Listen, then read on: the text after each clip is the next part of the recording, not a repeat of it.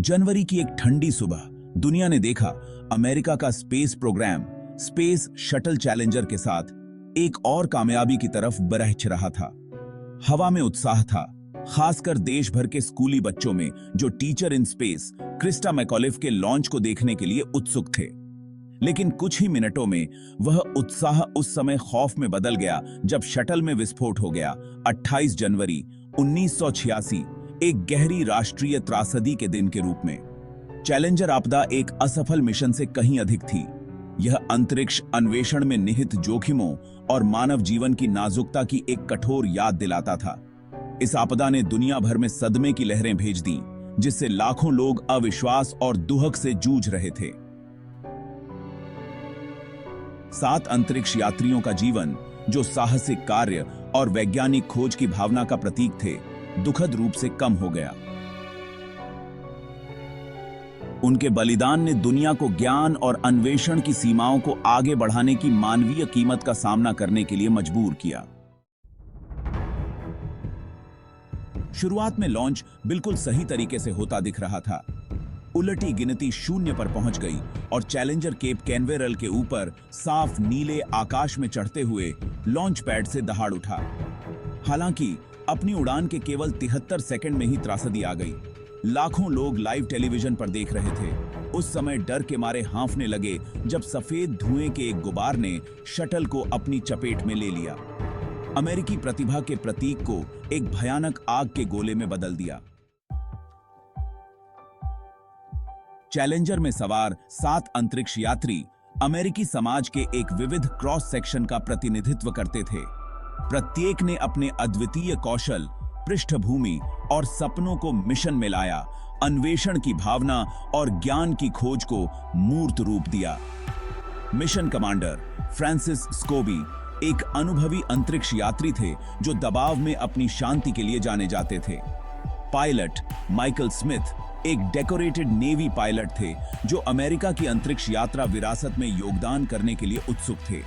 एक मिशन विशेषज्ञ जूडिथ रेज़निक अंतरिक्ष में जाने वाली दूसरी अमेरिकी महिला थीं, जो सितारों तक पहुंचने के सपने देखने वाली अनगिनत युवा लड़कियों के लिए प्रेरणा थीं। एक मिशन विशेषज्ञ रोनाल्ड मकनेर एक भौतिक विज्ञानी और दूसरे अफ्रीकी अमेरिकी अंतरिक्ष यात्री थे। एलिसन ओनिजुका जो एक मिशन विशेषज्ञ भी थे, अनुभवी अंतरिक्ष यात्री थे और अंतरिक्ष में उड़ान भरने वाले पहले जापानी अमेरिकी थे। पेलोड विशेषज्ञ क्रिस्टा मैकॉलिफ न्यू हैम्पशायर की एक हाई स्कूल की शिक्षिका थीं, जिन्हें अंतरिक्ष में जाने वाली पहली शिक्षिका चुना गया था। शिक्षा के प्रति उनके संक्रामक उत्साह और जुनून ने देश को मोहित कर लिया, जिससे वह भविष्य की पीढ़ियों को प्रेरित करने के लिए चैलेंजर मिशन के लक्ष्य का प्रतीक बन गई। एक पेलोड विशेषज्ञ ग्रेगरी जार्विस व्यावसायिक उपग्रह अनुप्रयोगों का प्रतिनिधित्व करने वाले एक इंजीनियर थे। लॉन्च से एक दिन पहले फ्लोरिडा में असामान्य रूप से ठंडे मौसम को लेकर इंजीनियरों के बीच बढ़ती चिंताओं का दिन था। रात भर तापमान 0 से नीचे चला गया था, जिससे शटल के सिस्टम, विशेष रूप से ठोस रॉकेट बूस्टर में ओ रिंग्स पर संभावित प्रभाव के बारे में अलार्म बज रहा था।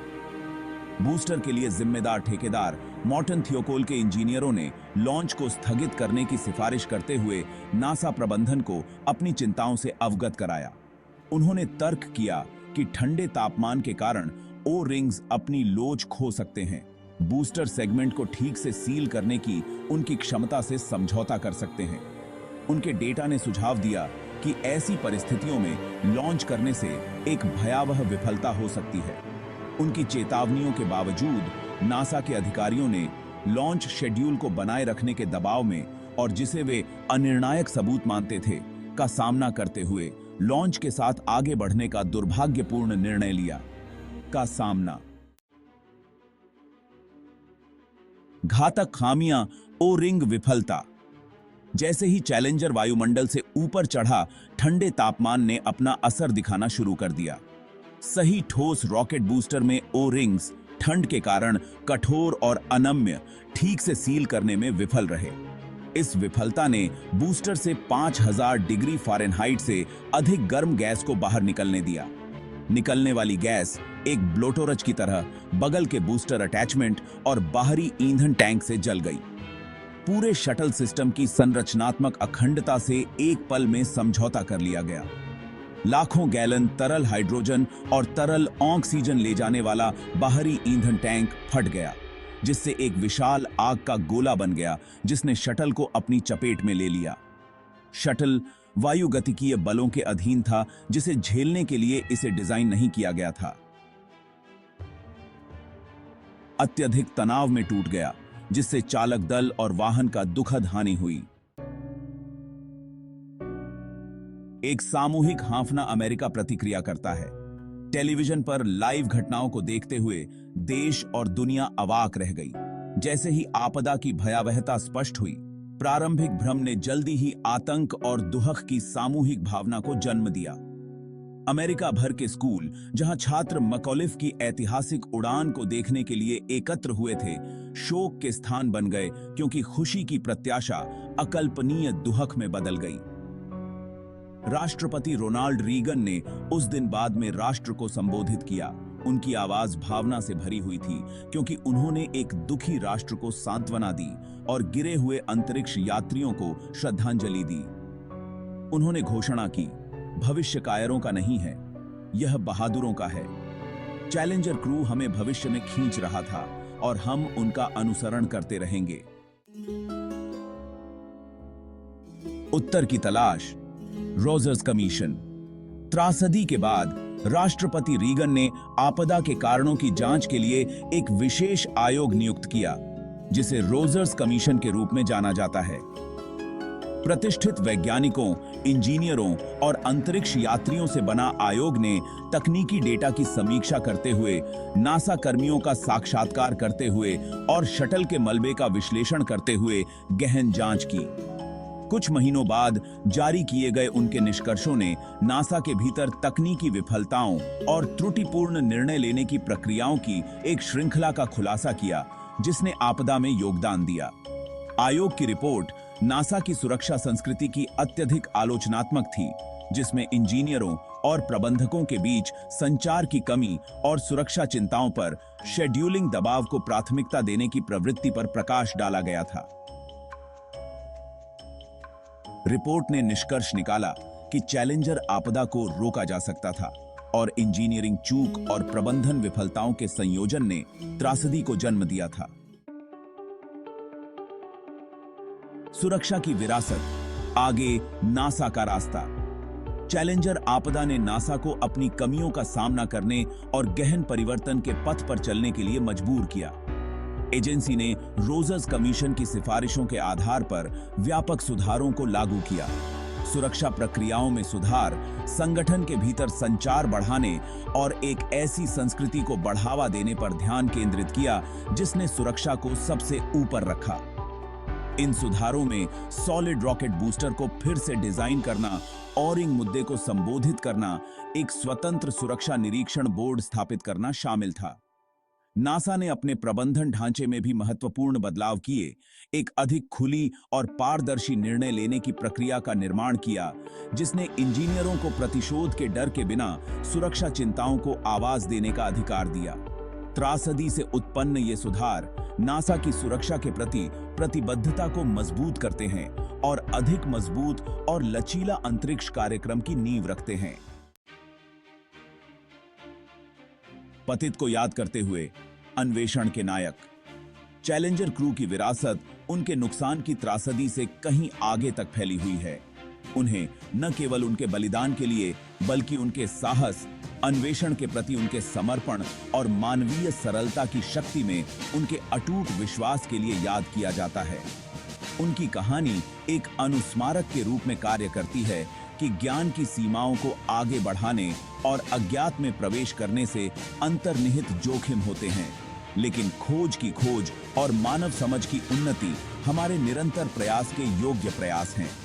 उनके सम्मान में स्थापित challenger centre for space science education वैज्ञानिकों, इंजीनियरों और खोजकर्ताओं की भावी पीढ़ियों को प्रेरित करना जारी रखता है। यह सुनिश्चित करता है कि अन्वेषण और सीखने की उनकी विरासत जीवित रहे। चैलेंजर का स्थायी पाठ। अंतरिक्ष अन्वेषण के इतिहास में एक महत्वपूर्ण क्षण चैलेंजर आपदा ने हमें सिखाया कि ज्ञान की खोज और प्रगति की खोज हमेशा मानव जीवन के प्रति गहरे सम्मान और सुरक्षा के प्रति अटूट प्रतिबद्धता से की जानी चाहिए। इस त्रासदी से सीखे गए सबक हमारे अंतरिक्ष अन्वेषण के दृष्टिकोण को आकार देते रहते हैं, हमें याद दिलाते हैं कि तलाशने के साहस का मिलान हमारी गलतियों से सीखने की बुद्धि और ऐसी त्रासदियों को दोबारा होने से रोकने के लिए अटूट दृढ़ संकल्प से होना चाहिए। चैलेंजर क्रू हमेशा हमारी यादों में अंकित रहेगा, हमें याद दिलाता है कि मानवीय भावना अदम्य है और ज्ञान की खोज प्रतिकूलता का सामना करने पर भी हमारे स्वभाव के लिए मौलिक है। उनकी विरासत हमें सितारों तक पहुंचने, अपने आसपास के ब्रह्मांड का पता लगाने और एक ऐसे भविष्य के लिए प्रयास करके उनके बलिदान का सम्मान करने के लिए प्रेरित करती रहती है जहां अन्वेषण और सुरक्षा साथ साथ चलते हैं। T-minus 10, 9, 8, 7, 6. We have main engine start. 4, 3, 2, 1, and liftoff. Liftoff of the 25th Space Shuttle mission, and it has cleared the tower. Roger, roll, Challenger. Good roll program confirmed. Challenger now heading down range.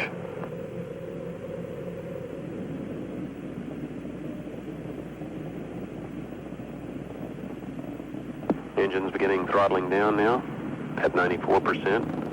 Normal throttles for most of the flight, 104%. We'll throttle down to 65% shortly. Engines at 65%, 3 engines running normally, 3 good fuel cells, 3 good APUs. Velocity 2,257 feet per second. Altitude 4.3 nautical miles, downrange distance 3 nautical miles.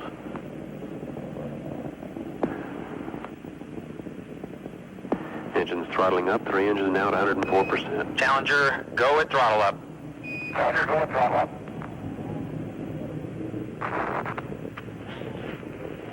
1 minute 15 seconds. Velocity 2,900 feet per second. Altitude 9 nautical miles. Downrange distance 7 nautical miles.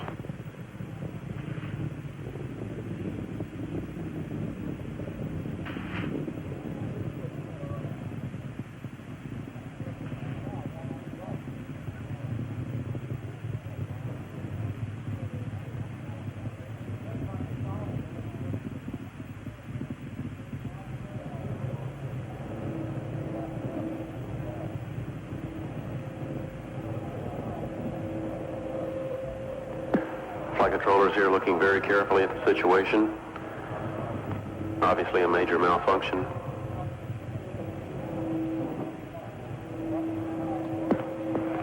We have no downlink.